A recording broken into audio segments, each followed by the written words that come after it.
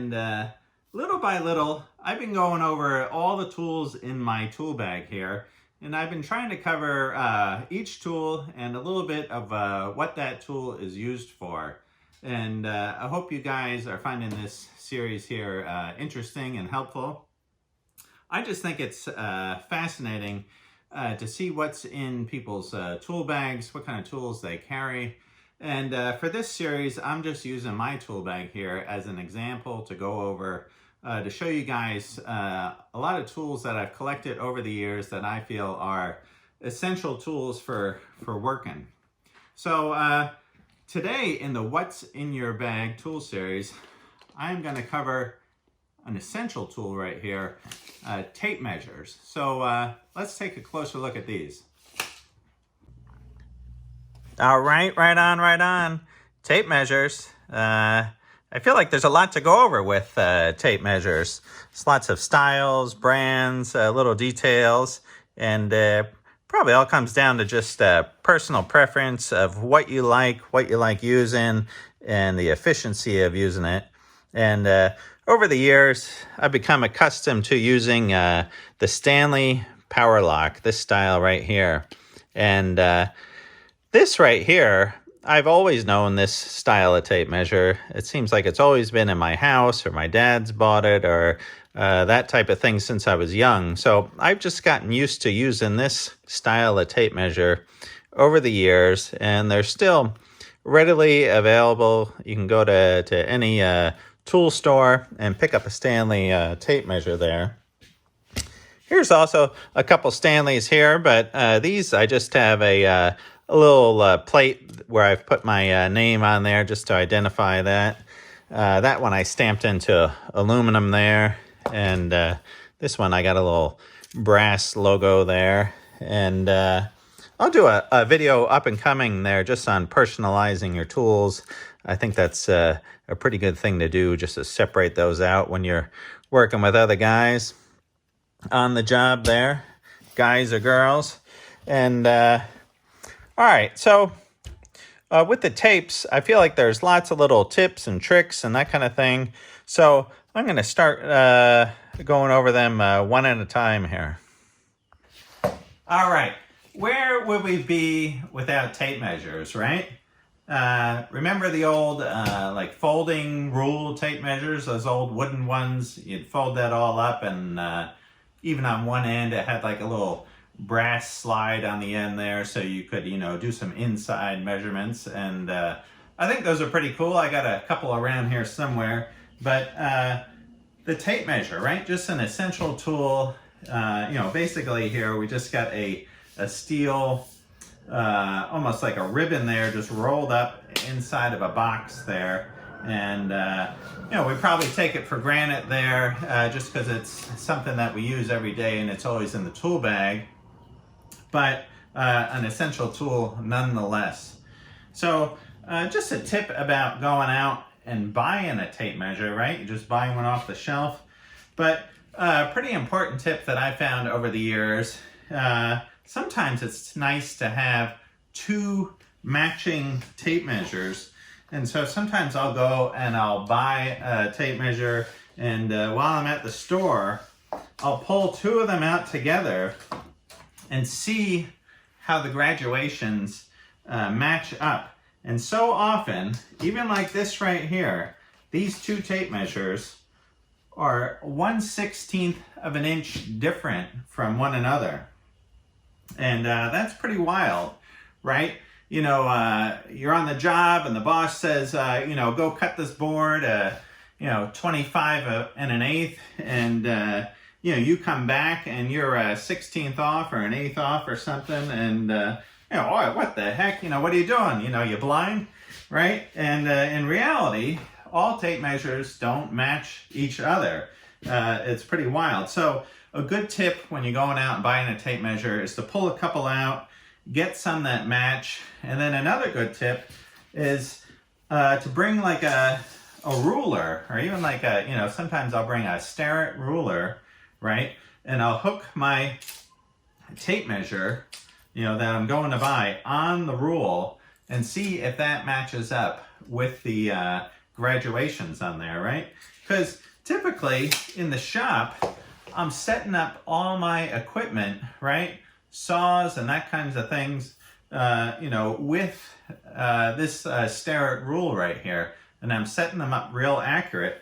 So when you buy a tape measure, right, you want that tape measure to match, your table saw, your band saw, whatever tool that you have that you've set up. So, you can say, all right, I need something at 6 inches. You go cut it on the table saw, everything matches. So a good idea is to go check with a nice Starrett rule, that type of thing, and make sure that you're buying an accurate tape measure, because they do vary. All right, I just wanted to show you up close here on the tape measure that the end on these tapes right here, right, it's got 3 rivets right there, right? And that little end on the tape there, that tip that you hook on for measuring or you butt in for measuring, right? That's supposed to move back and forth there. And how much does it move back and forth? It moves back and forth the thickness of that piece of steel right there, right? And if we look at that and we put the calipers on here, right, we are exactly, I know my lens there got cracked recently, but there we are, 1/32 of an inch thick right there. So those oversized rivet holes in there allow this to move back and forth 1/32. All right, so whether you're coming in and you're hooking onto a board like this, or you're butting into a board like this, the tip on here is moving in and out to give you an accurate measurement. And just another thing to look at, this tip right here, now it's often that, you drop the tape measure, falls out of your tool bag, shoots off the roof or whatever have you, right? And this little tip right here gets bent. So if that gets bent, that throws your all your measurements off right there. And, what you thought was 39 1/8 is no longer. And another handy thing, looking at that tip right there, is that little slot right there. And that right there is so you can tap a nail into a board or whatever, and you're working by yourself or that type of thing. You can hook this onto that nail and get a measurement. All right, and here I'll just tap this nail in right here. Right, and you can see that right there, you can hook this tape right on there and you can pull a nice measurement off of that, right? And another cool thing about that is you can use that nail and use this tip as a compass, right?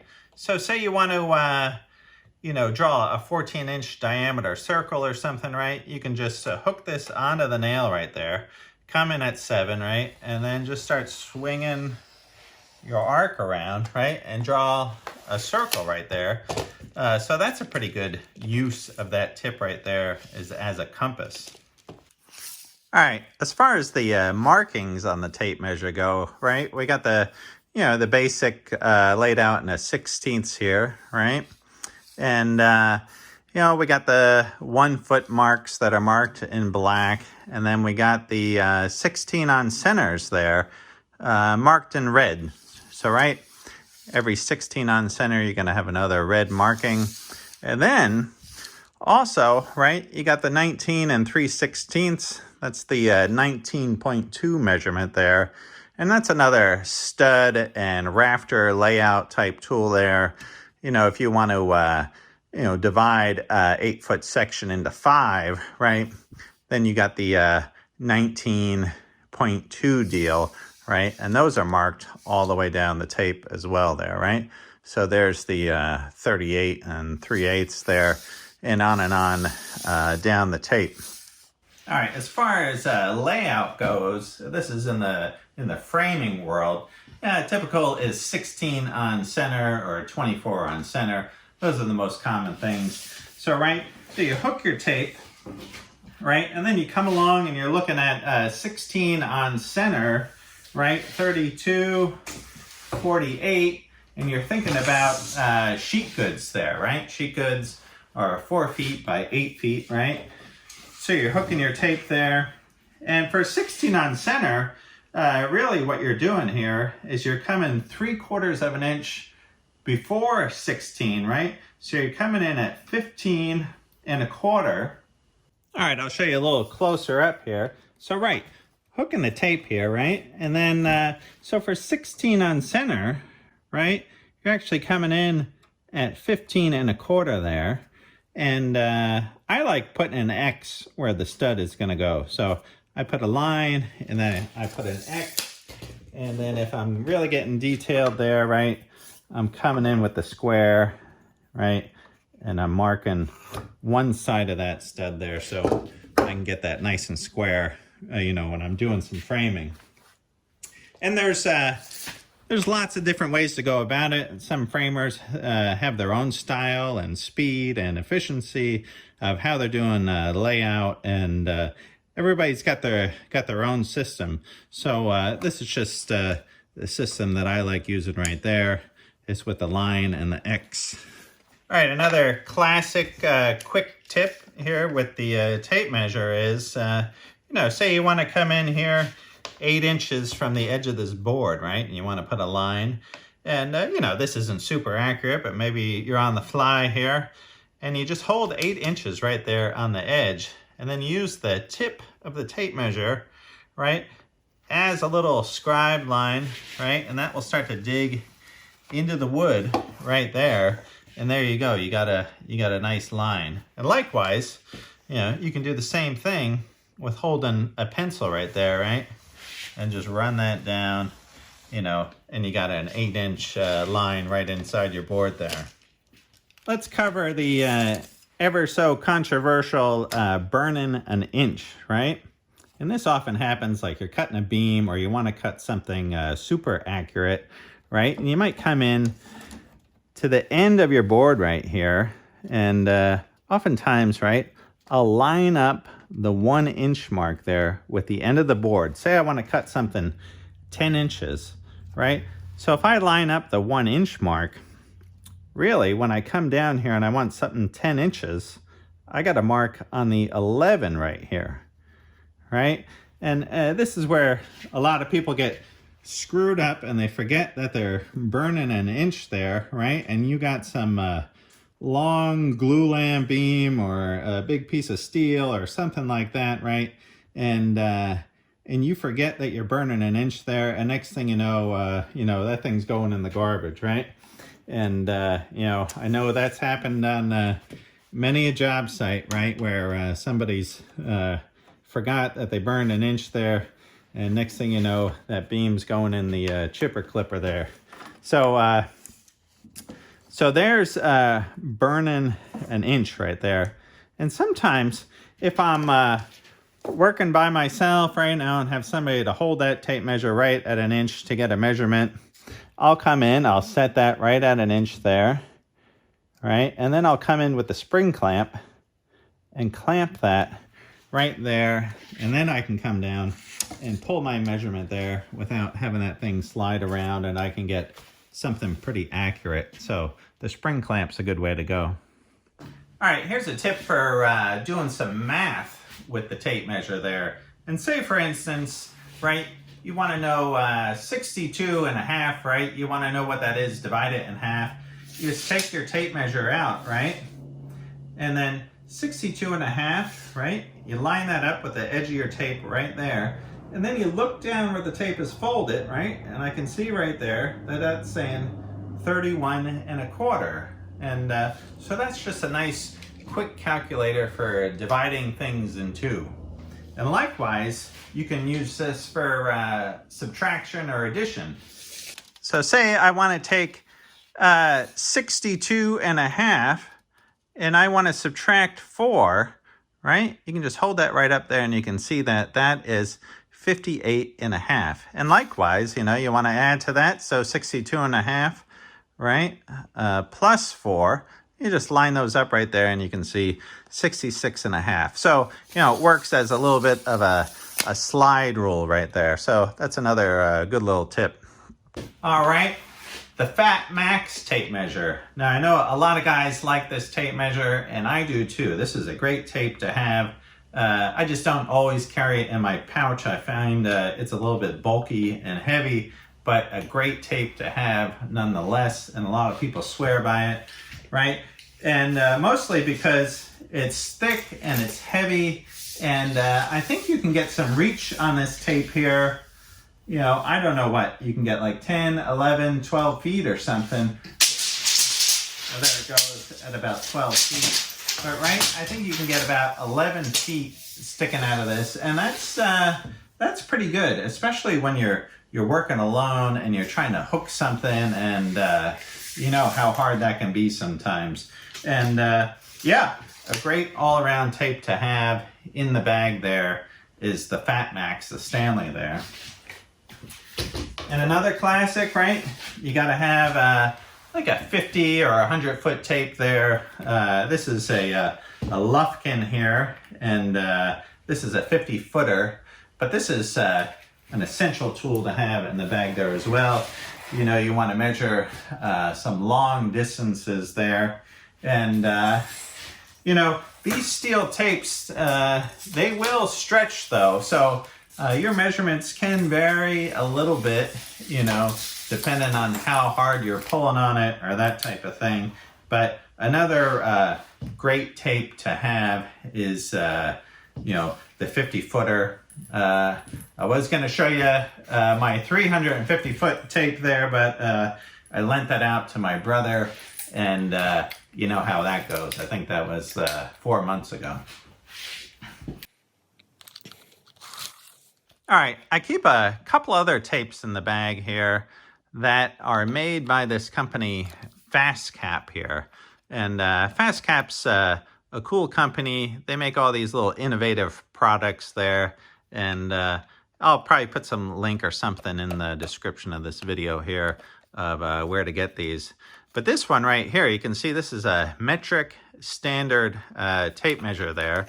So on one side of the tape, right, it's got the metric, and on the other side, it's got the standard. And this is great because we're always running into to metric and what, you know, what's the conversion, and you can also use this as a little calculator as well. So you can just come right across with a square, and you know, you could see what 24 inches is right there, and you can transfer it right over to the metric side and make your calculation right there.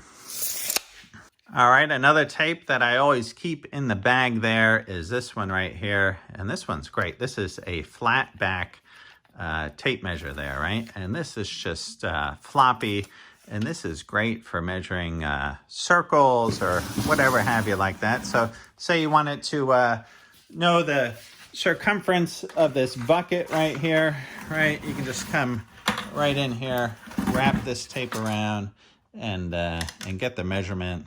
And yeah, another essential tape, I feel, because you know, when you pull out these tapes here, right, and you know, it takes a lot of effort to bend that tape backwards and wrap it around something, and you never quite get the right number there. It's always a little bit off. So the flat back tape measure is the way to go.